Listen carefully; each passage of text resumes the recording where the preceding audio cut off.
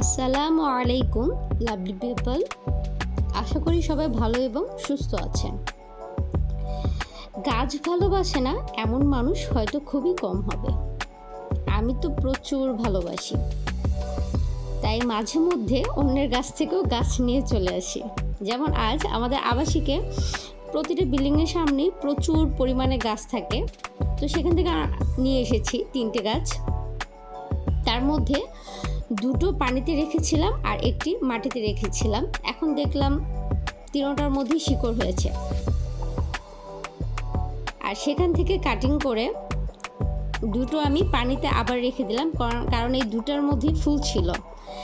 আর বাকিগুলোকে আমি ছোট ছোট করে কাটিং করে নিলাম।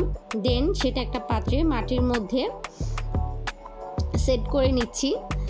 অবশ্যই শিকড়গুলো ভালো করে মাটির মধ্যে দিতে হবে, কারণ শিকড় উপরে থাকলে এটা নষ্ট হয়ে যাওয়ার সম্ভাবনা থাকে।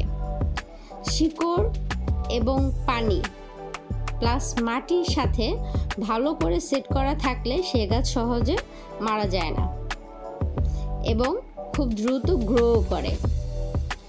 তো এভাবে করে প্রত্যেকটা কাটিং আমি ধীরে ধীরে মাটির মধ্যে সেট করে নিলাম।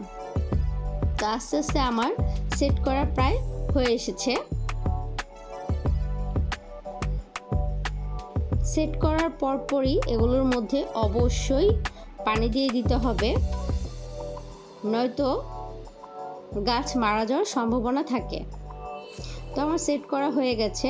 ভিডিওটি ভালো লাগলে লাইক এবং সাবস্ক্রাইব করে দিবেন।